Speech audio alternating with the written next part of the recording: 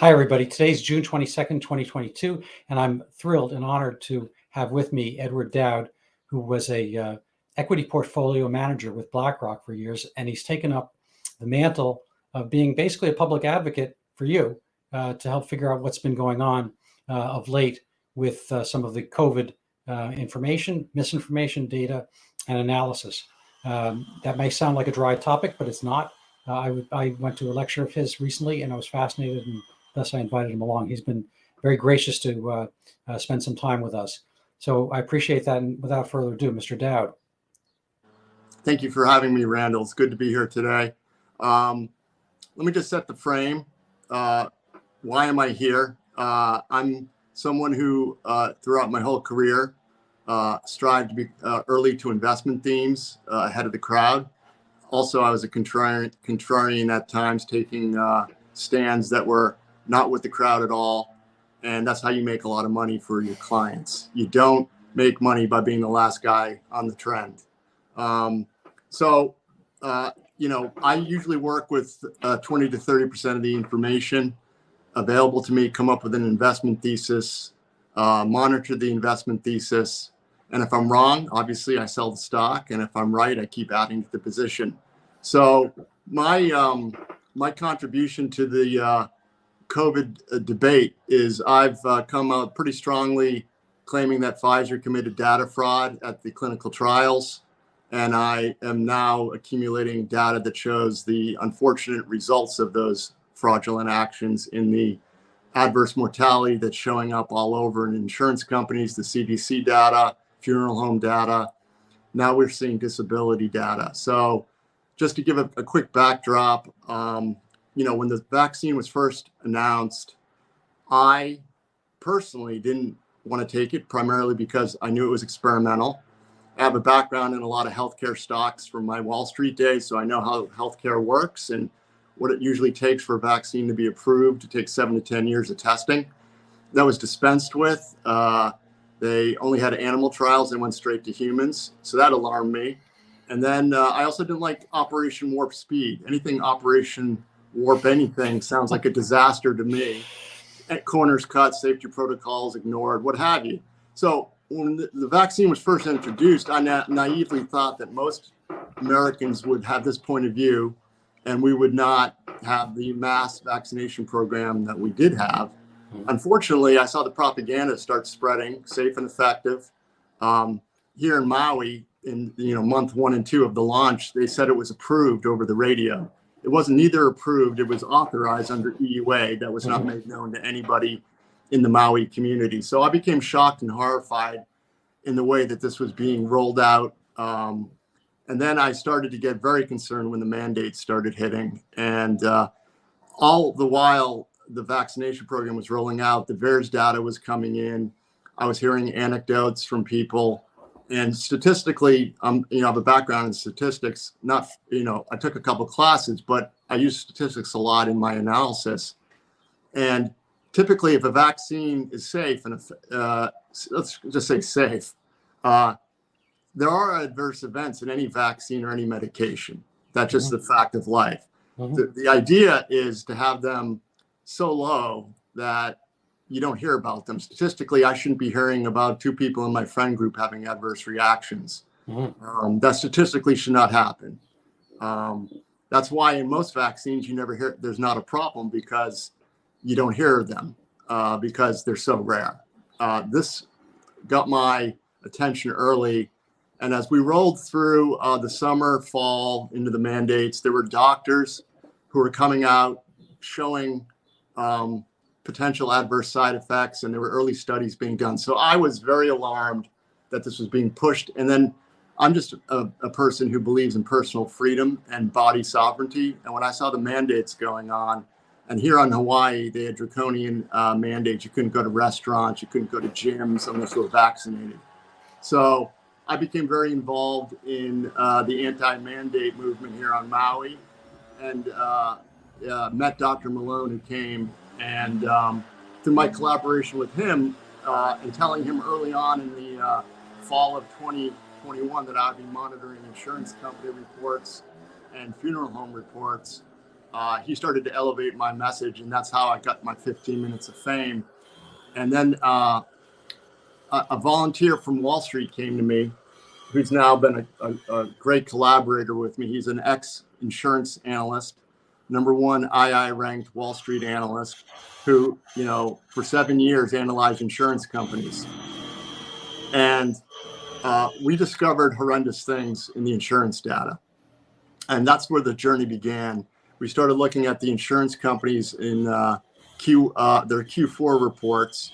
And before the Q4 reports came out, One America inadvertently released some information that they didn't think would cause a maelstrom, but it did. The CEO of One America, in the first week of January, on a Chamber of Commerce call, let it be known that he had experienced 40% excess mortality in his book of business. That's a group life business.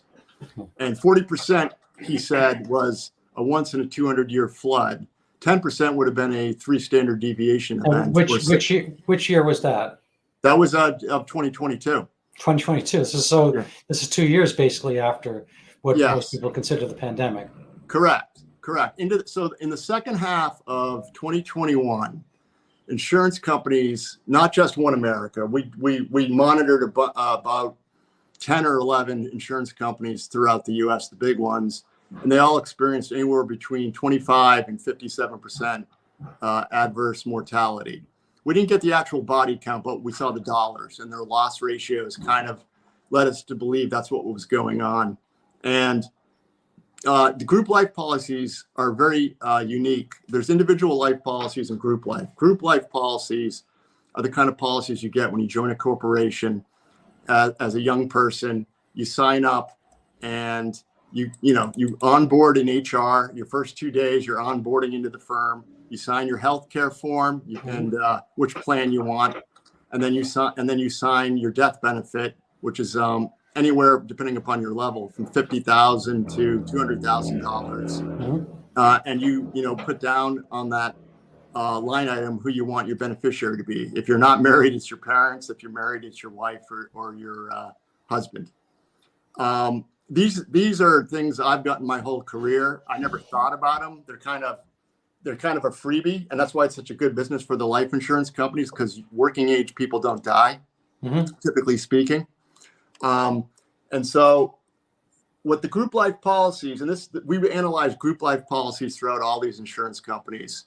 The individual policies are under different accounting methods and are a little more opaque. So we didn't look at individual life policies, but the group life showed alarming losses for all these companies. And they blamed 2 things. They blamed COVID, and they blamed indirect COVID, whatever that is. Okay. No one on any of their earnings calls called out the vaccine.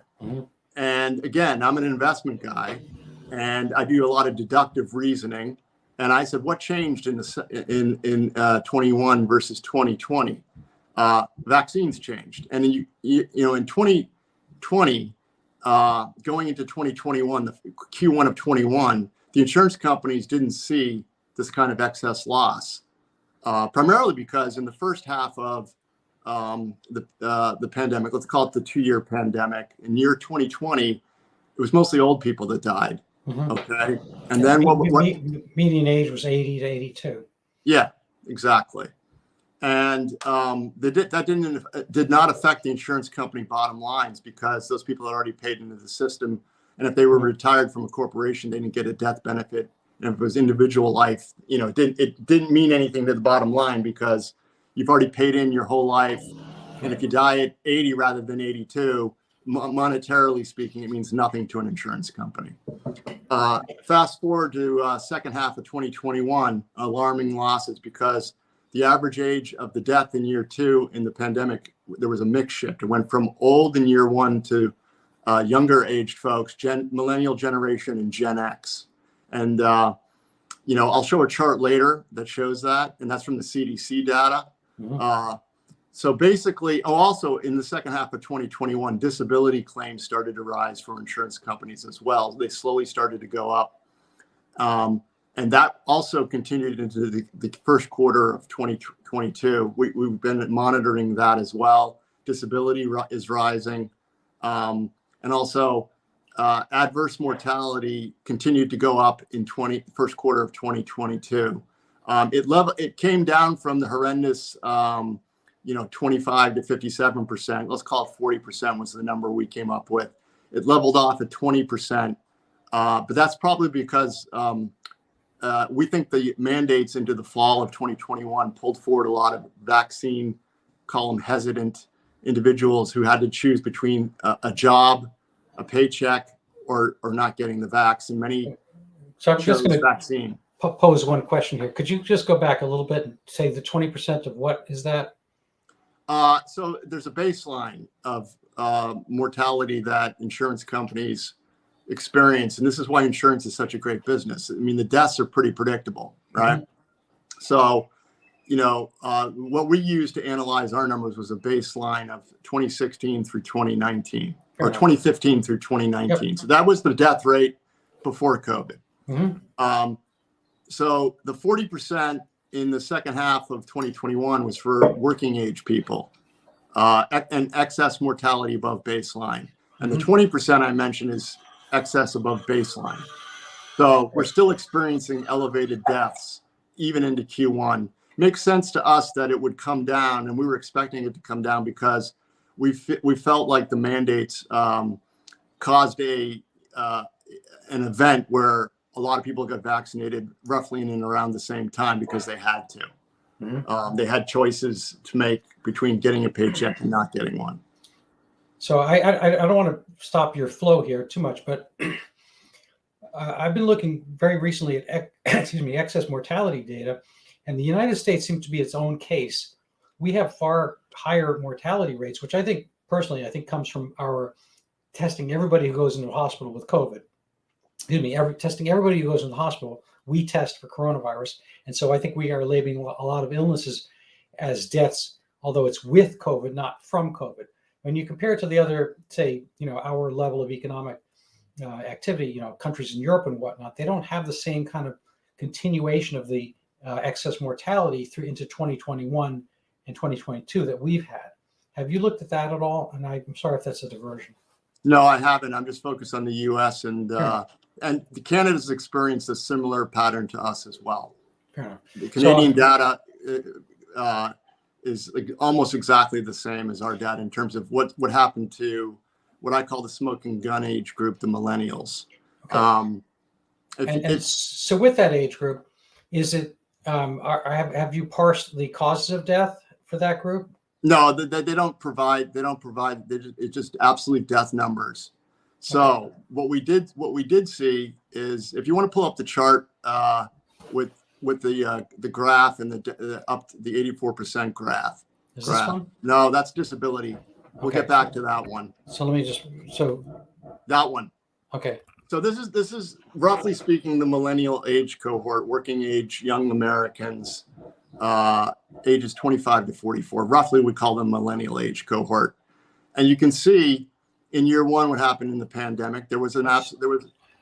Sorry about that. No worries. There was a spike, as would be expected from COVID, and potentially a rise in suicides and or drug overdoses from whatever.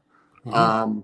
Then if you roll into the fall of 2021, it went to a new high. It was 84% above baseline.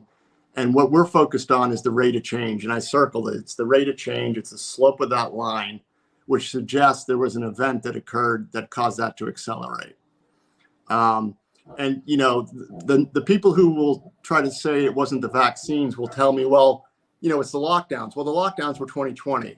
And then they'll say, well, it was suicides. And I said, well, it's odd for that age cohort to all decide in August, September, and October to decide to commit suicide. Yeah, it's kind of not the best. I mean, I actually think I agree with you there. I think suicide, such as it occurs, is more of a winter phenomenon. And by the way, in this excess death number, there's going to be some deaths from COVID. There's going to be some deaths from those things. But the smoking gun for us is the rate of change for this age group, which is the healthiest of the age group compared to Gen X and then people over 65. Mm-hmm. And the number so 84% excess mortality into the fall. And that number, the number of individuals that represents is 61,000 Americans in that age cohort. And that's an alarming amount of Americans that died between March of 2021 and February of 2022. We started counting in March of 2022, 61,000 Americans. And that's a Vietnam War.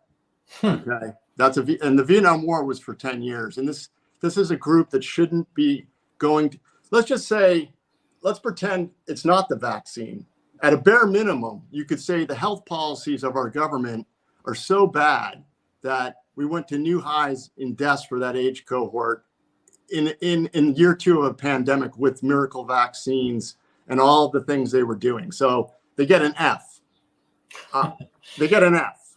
Yep. Let's say the vaccines did work. It's an F. But I don't think the vaccines work. I think the vaccines are what changed and is causing a lot of this. So fair enough. I'm going to give my one tiny minute of interjection here. I apologize again, but I do think the vaccine works, but it works for COVID-19. COVID-19 existed in 2020, and by 2021 there was COVID-20 or 21. I would never give a flu shot that is 2 or 3 years old. And that's what we've been doing. We call the COVID-19 booster a booster, when in fact it's an antiquated vaccine for the ancestral version, the pre-Greek letter one. So it was before alpha, beta, gamma, etc. Correct. Omicron. Correct. And so to do this at all at this point, first of all, to do it for children ever is an abomination in a sense, because kids don't really get sick from any of the COVIDs. 19, 20, 21, 22, A, and B, even of the old people who might have gotten some benefit from a COVID-19 vaccine, well, COVID-19 is long gone. It's just not here on the horizon anymore. And the example I perennially trot out is if you were validly scared of Alec Baldwin because he shot somebody and you didn't want him at your party because he might shoot somebody, you tell your kind of guard to watch it, give him a picture of Alec Baldwin. He's very good at finding Alec Baldwin. Stephen Baldwin shows up and he's like, you're Baldwin enough. We're not going to let you in. And maybe Billy Baldwin, he doesn't live. But by the time you have Haley Baldwin, which is what COVID-22 is, it's much, it's mutated away from the original Baldwin. Haley doesn't look or act like Alec Baldwin, and she's benign. She's harmless. Now, your original vaccine, your picture of Alec Baldwin is not going to keep Haley Baldwin out in the first place, A, and B, Haley Baldwin was not dangerous either.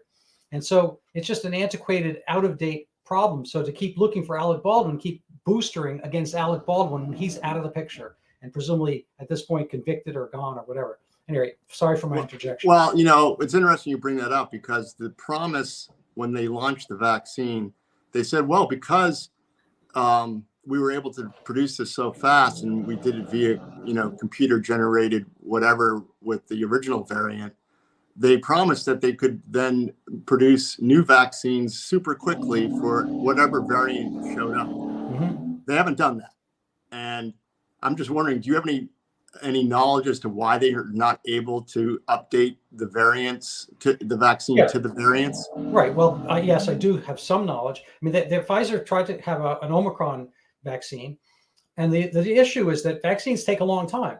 And by normal standards, it takes 5 to 7 years, and you have all these can't remember the names of the trial stages, phase 1, phase 2, phase 3. I guess the EUA eliminated all that, so we had the warp speed you mentioned, and they put the original one out, the COVID-19 vaccine. All well and good. In the face of a big pandemic, far more dangerous virus, I think there's reasonable assumption to make that a genuine E, the emergency part of an EUA. By the time Omicron comes along, it's kind of self-attenuated to the equivalent of a common cold. Yes. Maybe a little bit worse, but there's no real reason that we don't have vaccines for common colds, because they mutate so quickly. A, and B, they're not dangerous. So you don't need that. You don't need an armed guard to keep Boy Scout, Girl Scout cookie people from your house. I mean, you could, if you want no visitors to your house, you could make sure that Girl Scouts never show up. But what's the point? They're Girl Scouts. You might want to keep marauders out. So if you're Nancy Pelosi's guards, you might want to keep, people with MAGA hats away, based on political basis, or thugs or whatever. But you don't necessarily want to keep your, mild people or I don't know, puppies and squirrels. It's pointless.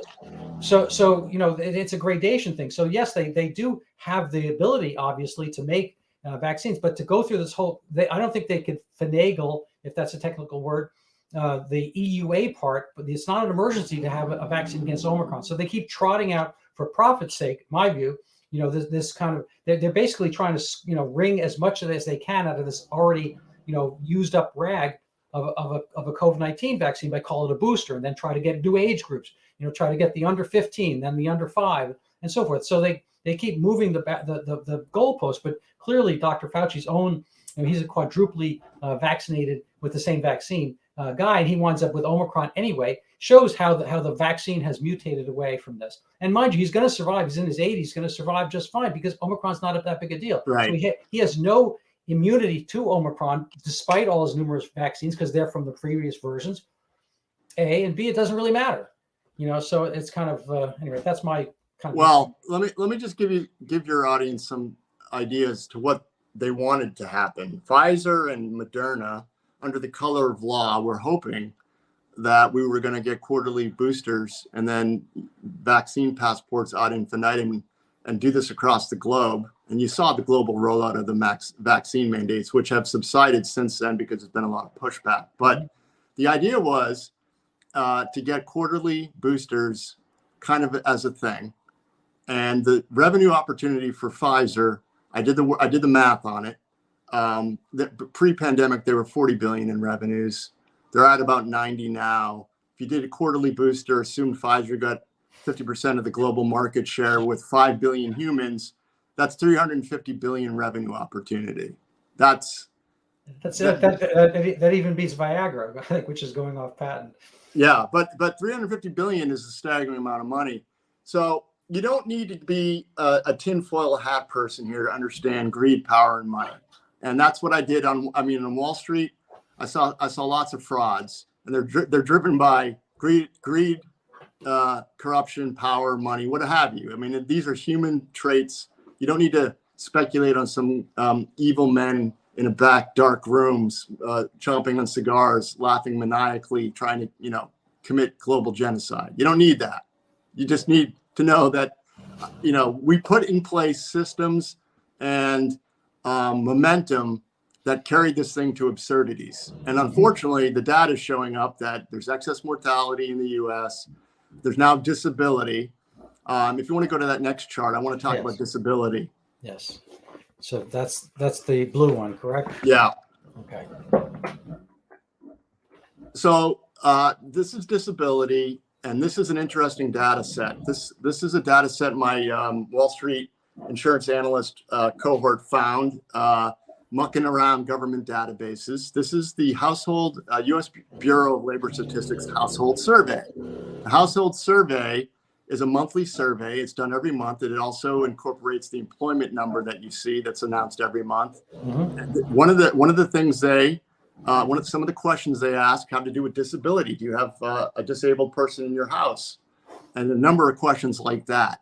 That number for 5 years have been hovering around 29 million. And then since the introduction of the vaccines, it's mysteriously risen 10%, and the trend is continuing up and to the right, which also verifies what the insurance companies are seeing. So something is going on with disability. And again, I'm into deductive reasoning. My thesis is what changed? The vaccine. Mm-hmm. Now, we can debate about this, but the problem I have right now is that you're not allowed to debate this or even ask the question. Mm-hmm. Censorship on this topic in the mainstream media is they won't touch me or anyone who brings this type of information forth with a 10-foot pole. And I was recently kicked off Twitter for basically just highlighting data like this. So I've been permanently banned from Twitter. Oh my God. Yeah.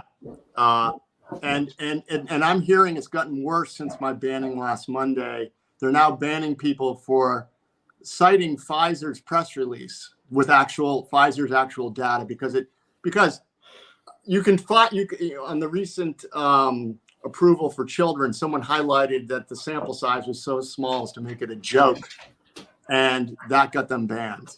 So you can't even cite Pfizer's own press release unless it's in glowing positive terms, I guess. So that's where we are in this debate. And so I believe it's the vaccine. I look at trends. My goal has been to get this just in the national conversation. Right now, it's only in the alternative media, it's not as widely spread as it could be. And that's the problem I have with what's going on, is that this fusion between pharma, government, and media and big tech, it's insidious, and it's suppressing a lot of truth and questions that normally would be asked. And I'm sure you're familiar with the swine flu vaccine in the 70s. I mean, there were 25 deaths and they halted the whole thing. I mean, the number of deaths we're seeing here is just, I mean, the estimates are anywhere between 150,000 to 500,000 Americans have died from the vaccine. Those are conservative. Well, I'd like to see that kind of teased out a little bit more. I have, my difficulty with this is whether it has translated across national boundaries outside of North America. And I'm going to put a link up. Somebody from our group Panda, which is pandata.org, made a really something that should have been done by the CDC, the WHO. He has excess mortality charts from a variety of I guess first world countries, and I'll share that with you later. I'll put it in the comments section when we post this. So I'm not necessarily on board with deaths solely from, the causation of the excess mortality in the U.S. solely from vaccine. No, it's not, but it's definitely the smoking gun for me was when the mix shift from old to young in 2021. And it's not all deaths of despair. And the insurance company group life results are not deaths of despair. So let me play devil's advocate for you. Could it be that the dry tinder of the oldsters burned up in 2020, so they weren't around, so that they can't, I guess unlike James Bond, I mean, you can't die twice, and so they're not going to be part of that equation anymore. So it's going to be, a broader spread. Let's say the virus itself is so dangerous that it's starting to hunt out. Are you going to notice, bigger gradations as people get out and about more, and they're going to be different age groups? I still don't think it was so much the young, but the lesser old. I mean, what do you say to the dry tinder disappearance theory? Group life would have experienced some losses in Q1 and Q2 of 2021. If they didn't, they would have seen the deaths, and the young people should have died the same year the old people died, but they didn't show up in the financial results. And then in the CDC data, you can see the clear shift from old to young. And to say that a virus that is getting less virulent as it mutates has decided to hunt the young doesn't make any epidemiology sense to me. I'm not a doctor, but Dr. Harvey Reich would agree with me if I said that to him. It didn't decide to hunt the young in the second half of 21. Got it. Now we can debate. I'm all for debating, what's going on with the young folks, but we're not allowed to debate that. Well, that's an excellent point.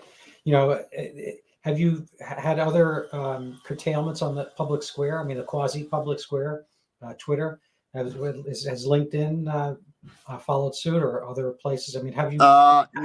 Have you been? Where do you get your message out? How do you do it? And what are your plans? So on LinkedIn, I don't post because I use that as a way of communicating with people. So as long as I don't post, they won't touch me unless they decide to come at me because of my public persona, which would be interesting because I would not have violated any of their terms of service.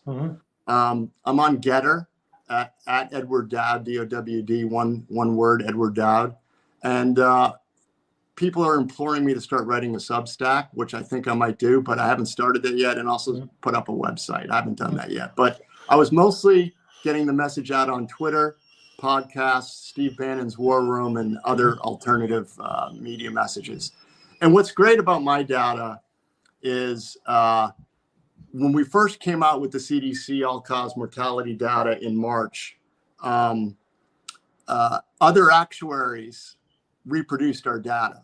So we're not, making charts up. This was reproduced by other actuaries. Now, granted, they were anonymous and not as brave as myself and my cohort, but they came on and they analyzed it. Well, first of all, I want to applaud you as far as that goes.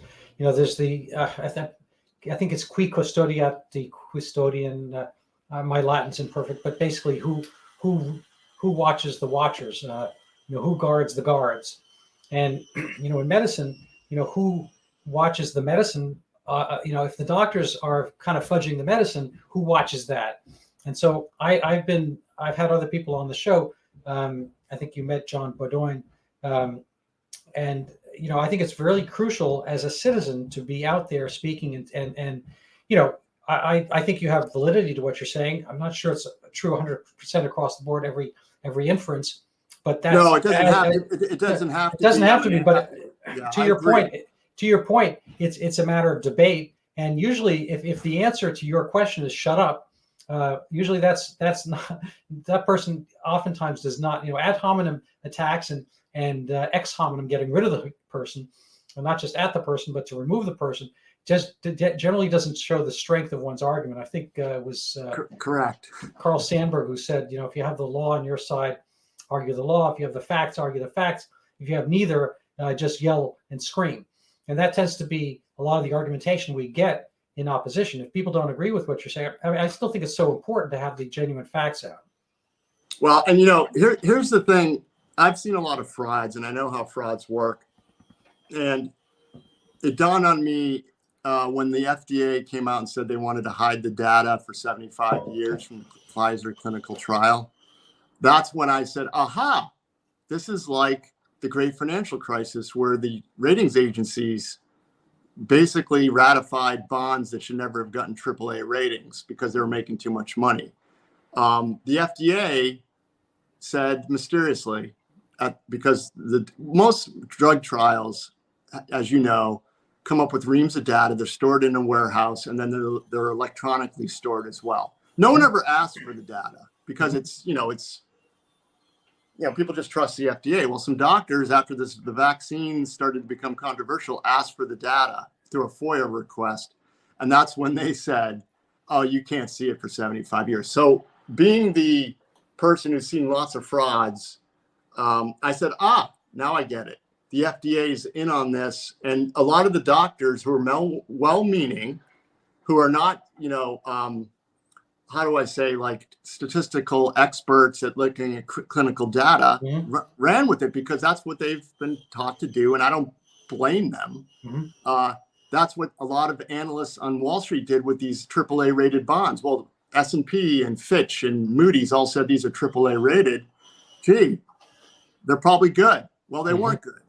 And that's kind of, I think, the FDA through what we call the institutional imperative. And that's where an institution over time becomes corrupted through just insidious incentives over time, where they act on behalf of their own benefit rather than the stakeholders, or in the case of a company, shareholder. Yeah, and Warren Buffett and Charlie Munger talk about this. Fair enough. I think there's a reverb loop. We'll call it the Politico pharmacological industrial complex.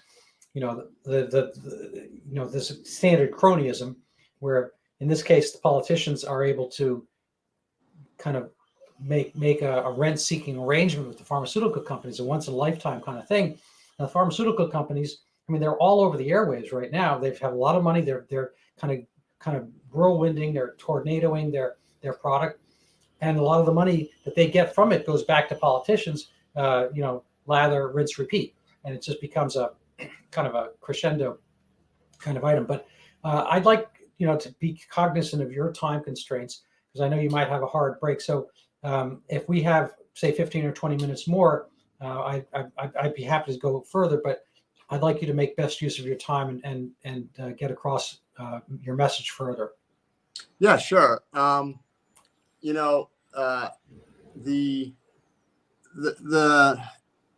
lot of people are hesitant to view this material because they would think that that if there was harm going on, that we should have been alerted about this a long time ago. But you spoke to something that's interesting. It's this reverberation. And once momentum picks up, like this momentum, Operation Warp Speed, fast approval, lots of money, and then mistakes are made. And so, I'm of the belief there's been a lot of disability and adverse mortality. If I'm correct, a lot of people are now culpable for this. And so that's why it hasn't stopped. It's so big that it involves too many institutions. It involves the Biden administration for mandating.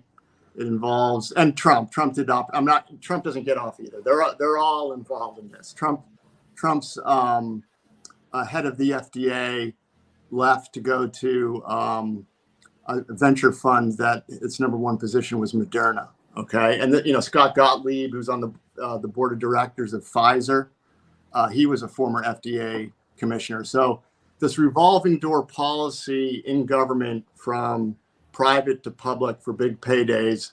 And part of I think this institutional imperative is, you kind of wink, nod, and look the other way to get a sweet job somewhere in a corner office making several $1 million a year for basically doing nothing. I think that's been going on for a long time. The media companies, unfortunately, we learned in, I think, February or March of this year, through a FOIA request, received actual over $1 billion of money from the government to promote the vaccines in 2021. And that's on top of what they received from the pharmaceutical ad spend that was running through their coffers. So you can see that the momentum of this and this catastrophic mistake that's probably been made, you don't have to assume,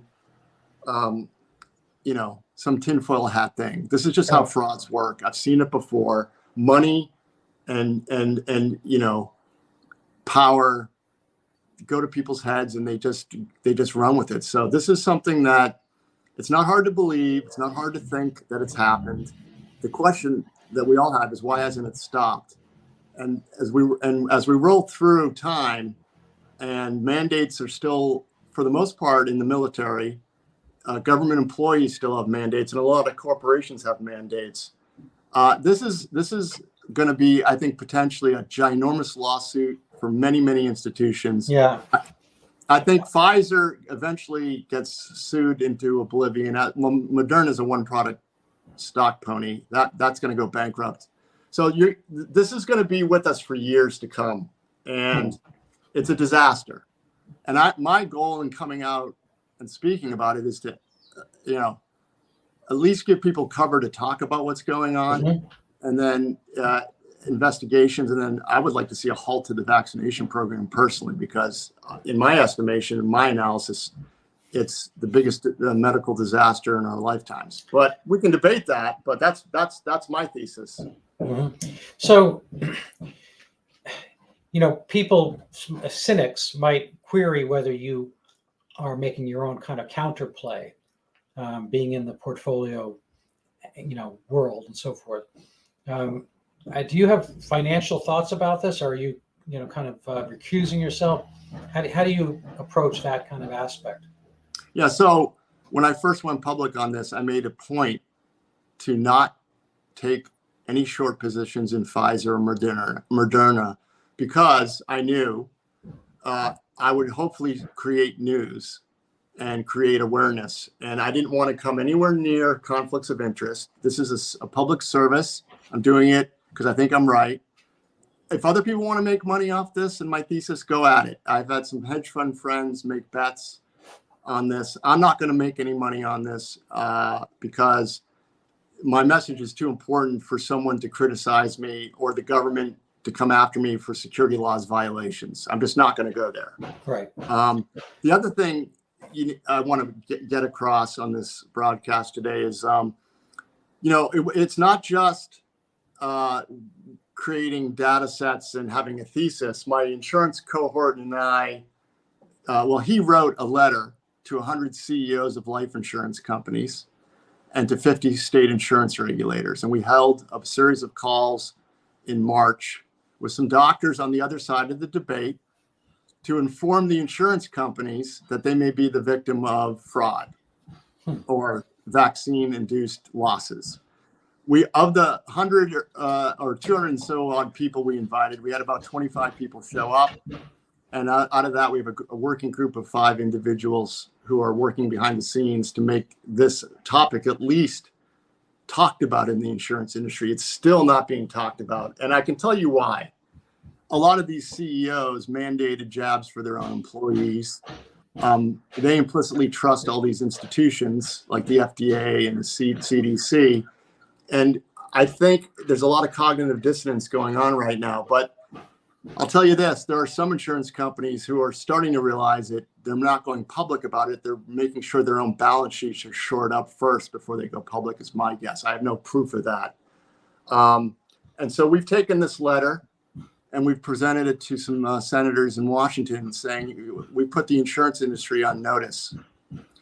And some senators may ask the insurance industry, hey, I heard you've received this information. All the charts that I've discussed, including way more, and a thorough analysis done by my cohort, was presented to these insurance companies. Senators hopefully will ask questions. Hey, I heard you've seen this data. What are you doing about it? What have you learned? Is there any merit to this? So we're going to just keep elevating this topic until either I'm proven wrong or they pull the damn vaccine. And I don't care if I'm wrong. I'd love to be wrong, but I don't think I am, unfortunately. Yeah. So I was mentioning earlier that I had a similar experience, not quite on the same scale, but with Zika. So I wrote an article about 3 years ago on Zika microcephaly and its disappearance. It was the previous pandemic. And at the time, I didn't know there was a next pandemic. It was pre-COVID. And I was wondering what happened to this thing. And the more I dug, the more I kind of found cotton candy, stuff that looked real, but kind of dissolved on the, least bit of scrutiny or moisture or whatever. And I put this out. I put an article out into all the medical journals and regular, Nature, Science, New York Times, all sorts of stuff. There goes my dog. I think that's maybe commentary or the mailman. Anyway, I apologize. So, but there was a lot of feedback. I wound up having a hearing in early 2020 with the 2 erstwhile chief editors of JAMA, the Journal of the American Medical Association, one of the top 2 medical journals in the country, if not the world. And they were on a Zoom call with me, and this is by then early 2020. And they saw merit in my article, and they said, "Listen, we're not going to back up what you're saying per se, but it could be a commentary piece." And I said, "Well, that's awesome, because this would be like great to be in that top journal." They said, Right. but this is like at the time when COVID was becoming a thing. We don't want to sow any doubt in the public health establishment. We feel as if putting your article out might do that. Like, well, but that's okay though. I mean, sowing doubt. Everyone should have doubt about everything. You don't want to just drink Kool-Aid. I mean, Jim Jones says this is Kool-Aid. This is one of you should have doubt from authority figures, because sometimes it's real Kool-Aid and sometimes it's Jonestown. I mean, you have to be able to see what's going on and be able to grade those things. Anyway, I kind of lost my train of thought because of the dog, but this kind of like figuring out the narrative in advance and figuring out what things people should be believing, so forth. Maybe you can kind of help me fill in my train of thought from where you last left off. I apologize. Well, narratives. I mean, they had a narrative that they didn't want to disrupt, and your research was problematic. And that was probably interesting for you at the time. And you probably thought about that often, that why was a narrative so important to them? And I have a theory about it that I've been talking a lot in the financial circles to people, especially wealthier folks, that COVID, forget whether it was planned or not planned. We don't need to go there. That's just that's a tinfoil hat cadre of a waste of time. But those of us in the financial community have been watching and waiting for a global debt collapse to occur and an ushering in of a new monetary system, because we know that nothing really changed from the great financial crisis in 2008, 2009. It's just been papered over. And the debt explosion to keep a lot of economies going at a very subpar level for the last 12 years has occurred. It's all been done with debt. And what I found very interesting early on was on April 5th of 2020, a Federal Reserve President, James Bullard, got on Face the Nation and was asked the question, how are we going to restart the economy? People will be too scared to go out. Well, he said, it's interesting you say that. We have a lot of great new technologies, and we can test and give people immunity badges and know when people are sick or not sick. Ooh. April 5th of 2020, a Federal Reserve President. Then they were going to discuss on the next segment the surveillance technology that could implement that. Okay, so I believe that COVID has been used as an excuse, and then the Fed was in the economy, the global economy was in trouble in the fall of 2019. We all knew it, and they needed an excuse to print money, and COVID gave them perfect cover. They printed 65% more monetary supply than the previous year, and it was the largest single money printing event in the history of the Fed. That kept us afloat for 2 years, and here we are again, seeing global markets start to unhinge. Today, Sri Lanka just declared that it's bankrupt. So I've been very vocal that a global debt collapse will start with one country going kaput, and it'll cascade. And so COVID is a convenient excuse. We don't need to go with it, but it's perfect cover for a global debt collapse, because you can usher in, under the guise of medical safety, travel restrictions, passports, vaccine passports. So in this case, cui bono, who benefits from such?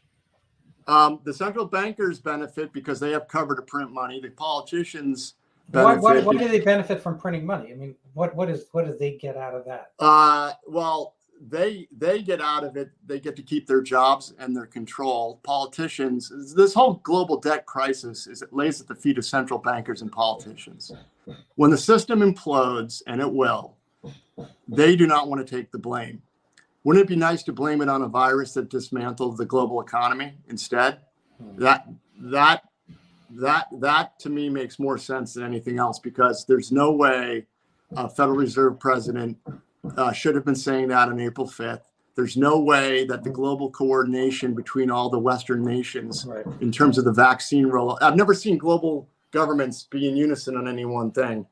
After the virus started to become less virulent. Well, I agree with you to a point. I mean, I'm not a conspiracy guy, but through Andrew Klavan, I've heard the term conspiracy of interest. And I've actually Googled this term, and I included it in my book, Overturning Zika. That's a plug. Go buy the book. It's on Amazon. Not you, but everybody who's listening. I think I like the book.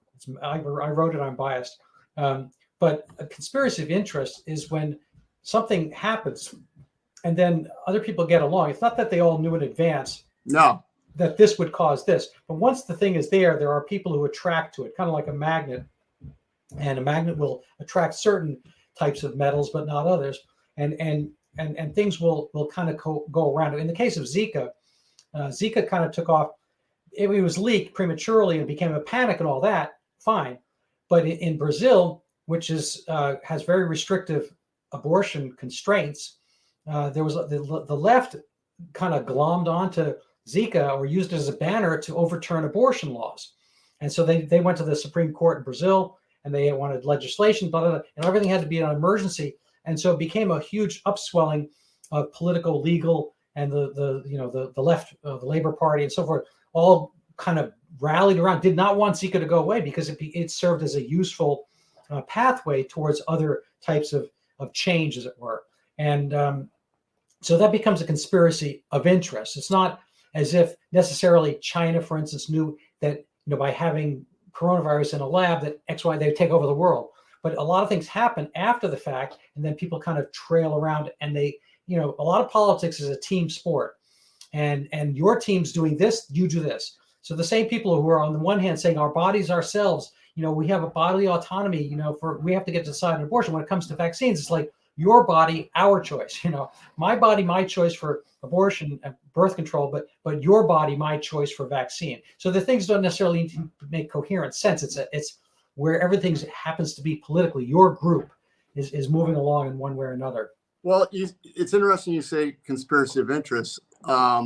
Europe is effectively bankrupt. They have a pension system. We have the social security system and 401ks. They're not going to be able to. My thesis is the social contract has been broken. No one knows that yet. They're not going to be able to pay all these pensions and these benefits over time.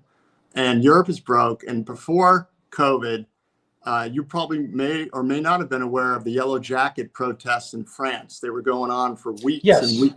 Yes. Weeks and weeks and weeks. There was social unrest all over Europe that really wasn't.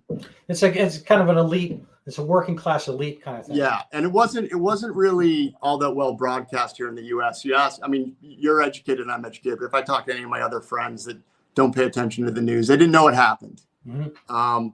And COVID comes in. Guess what? You can't protest because there's a virus, and they shut the Yellow Jacket protest just disappeared. And I believe a lot of the vaccine passports and mandates that went on in Europe were so draconian. They were there as cover for social unrest. Now, do you think maybe our Federal Reserve and our politicians might want to use that too if it gets kind of squirrely here, which it looks like it's increasingly getting more squirrely? Mm-hmm. And I would like to be wrong, but I've made a prediction. We're going to see another pandemic. Biden's even advertised that as of yesterday. I think we'll see another one, and it doesn't need to be, it could be anything they want, and then they'll shut things down to prevent protests, what have you. Now, I would like to be wrong. That's one prediction I want to be dead wrong on.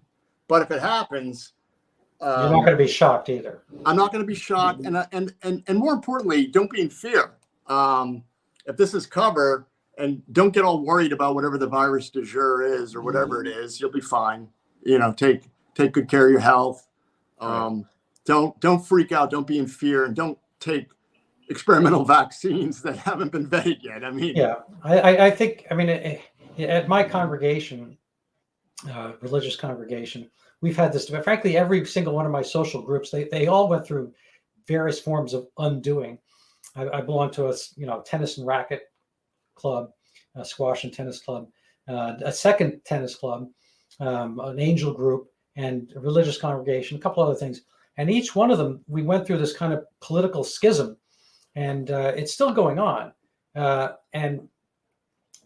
People. My point with the religious one is that at this point, mind you, there's really nothing going on. The Omicron is Haley Baldwin, as I mentioned. It's right. Not Alec Baldwin anymore. And people are still want to have mask mandates within certain part of the services and all this kind of stuff. And, I said, look, at the edges, we're so close to, first of all, I think it's clear. I'm always, first of all, except when I'm around my wife, I'm always right. And, and to begin with, but they don't know that. But I said, look, right or wrong, courage is a virtue. Being courageous, it's a better look than fear. And I forget who it was who said, there are worse things than death. There's living with the loss. My son had the quote, and I'll have to come up with it. I think it's John Locke, but it's basically there are things worse than death per se. It's living without your soul, without the strength of your convictions, without being able to live according to the way you desire. And so I think people have lost sight of a fair amount of that.